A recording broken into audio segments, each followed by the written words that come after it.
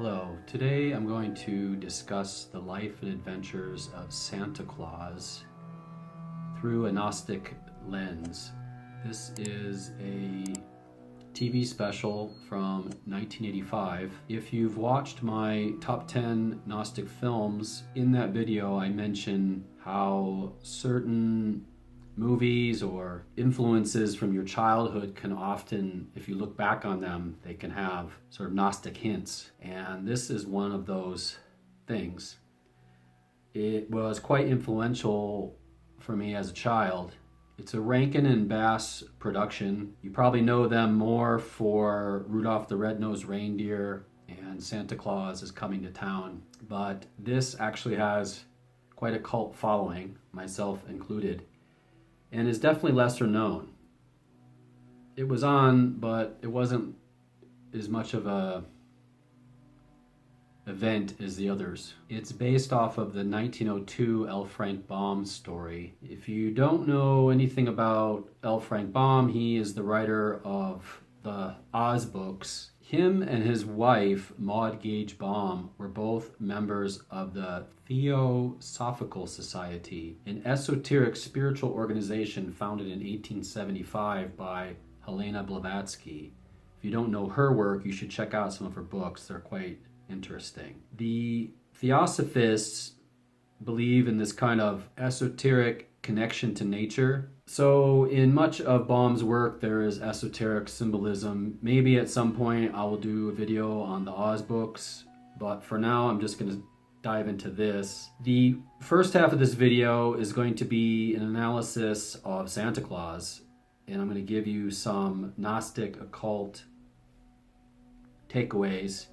Then the second half, I'll dive into the actual TV program. Okay, the figure of Santa Claus has shamanic origins. In Siberian shamanic traditions, the shamans dress in red and white robes resembling the modern Santa, who would enter homes through the smoke hole, like a chimney, to deliver psychoactive mushrooms, Amanita muscaria. If you haven't seen my video on the Amanita muscaria and its connection to Christmas, I posted that a few years ago. You can check that out and learn more about that connection. There is the solstice celebration, the ancient pagan celebrations of the winter solstice. The return of the sun and light were celebrated, but it's more of a death and rebirth cycle, symbolizing renewal. Santa is also an analog for Odin the Wanderer, the Norse god Odin, often depicted with a long beard and a cloak.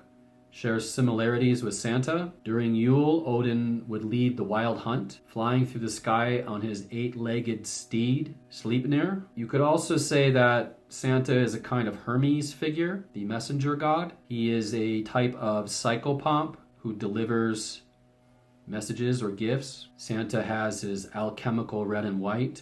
The red suit and white trim symbolize the alchemical union of opposites, red representing the physical and material, and white, the spiritual or purified. The North Pole, Santa's home, represents the world axis or cosmic center, connecting the earthly realm with the divine. Celestial alignment. His journey mirrors the path of stars and constellations. Some associate his movements with the North Star, a guide for navigation and a symbol of spiritual direction. His reindeer as spirit animals. The flying reindeer symbolize transcendence, guiding Santa through realms beyond the material. And 8 symbolizes infinity, balance, and cosmic cycles, while the addition of Rudolph, the 9th reindeer, represents transcendence and spiritual illumination, hence his lighted nose and the kind of guiding light. The chimney entry, it is a liminal space, a portal between the earthly and ethereal realms. And this goes back to the shamanic journeys or astral travel. And Santa as Father Time. Saturn, Kronos, the Roman god of time and cycles, whose festival, Saturnalia, inspired many Christmas traditions. And some people also say that Santa is an anagram for Satan. I don't know if that's true or not, but it's a fun fact, I guess. There's the materialism and the shadow aspects. He kind of symbolizes materialism and indulgence. Getting gifts is kind of an indulgence, reflecting the shadow side of abundance, much like the devil card in the tarot, where material wealth becomes a form of bondage. If you think about the way that children think of Santa, it is a kind of bondage because it affects their behavior and everything, and the parents can hold that over them as a kind of bribe almost. With that out of the way, I'm going to jump into the actual program. The first thing to say is the animation in this TV special is amazing. If you like stop motion, you're going to love it. It is also designed very well. I'm not going to get too much into a review of it, but it is a beautiful work of art, I'll say. But let's get into the analysis. I'll start with the Immortal Council. So they are a symbol of the aeons. The Council of Immortals are divine beings emanating from the unknowable source, the monad. They have a hierarchy cosmology. The council represents kind of a spiritual hierarchy, with the great Ak being at the top. I'm a little bit two-sided about the great Ak in this. He could be seen as a demiurge or higher archon. In that case, though, I think it would be the kind of Platonic, Neoplatonic version of the demiurge, which is more benevolent. I actually think that he is the transcendent god, the one, what Philip K. Dick calls zebra or Valis. I think that he is not manipulating everything. I'll get into who I think the demiurge is in a second, but you could look at it either way, I suppose. There's the Tree of Life connection, the Ak's association with nature, and the Kabbalistic Tree of Life. And this also goes back to the Theosophy connections for Baum. Santa Claus as a Christ figure. He is the savior archetype. He's portrayed as redeemer, bringer of light and joy to humanity, akin to Christ or the Gnostic revealer, the Christos. Initiation and sacrifice. Claus's mortal origins make him an interesting figure for his trials and things, where he ultimately gets immortality. And it's the archetypal hero's journey of transcendence, spiritual transcendence. Mortal versus immortal duality, the Gnostic dualism. Mortal Claus versus the Immortal Council. And it's the material versus the spiritual realms. And then Claus bridges this divide like the Christos. Now I'm going to get to the adversaries, the Aguas. These are the archons, in my opinion, the dark forces. They oppose Claus. And if you don't know anything about archons, they are the entities that keep humanity bound to ignorance and suffering. And through the TV special, they disrupt Claus's mission continuously, which is a kind of spiritual oppression.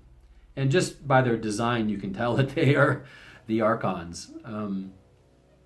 The defeat of ignorance, Claus's victory equals the triumph of light over darkness, of spirit over matter. Immortality is apotheosis, the divine ascent, the granting of immortality and his spiritual ascension, which he gets, spoilers, at the end of the program. And then there's the sacred name. Like Christ, Claus's legacy is immortalized through his name, and he becomes a kind of myth at the end. There are the nature and elemental forces, and this goes back to Baum's Theosophy influence. Nature spirits, fairies, and other elemental beings play a big role in this program. The entities are seen as intermediaries between humanity and the divine. And they're all really interesting designs too, I'll add. And then the harmony with nature. He's even raised by a she-lion at one point when he's a child. And then he has this close bond with this kind of fairy. He lives in alignment with the cosmic laws of nature. Light and shadow, Claus as the light bearer. He's the bringer of joy and light. He's the Prometheus figure. He's Lucifer, the light bringer. You could also say that the kind of fascination with lights at Christmas time on the tree and candles goes back to this. Battle against darkness. He has conflict with the Aguas, the archons, and the light is the knowledge and the darkness is the ignorance. And yeah, that's about it. If you haven't seen this, I highly recommend it, not just for a Gnostic analysis, but also if you're interested in any kind of Christmas thing or want to get into the mood of the season. I'm two-sided about Christmas. On one hand, I think there are some deep, disturbing things about it, especially the Saturn connection. As a holiday of family communion and just the rebirth of the year, I think it's a great thing on that hand. So I don't know. I'm two-sided. I'm pulled between the two. If you have anything to say about this TV special, you can comment below. Or if you know of some other ones that have this kind of Gnostic template over the top, you can also comment about that. But that's all I got for today. Take care. Have a nice Christmas.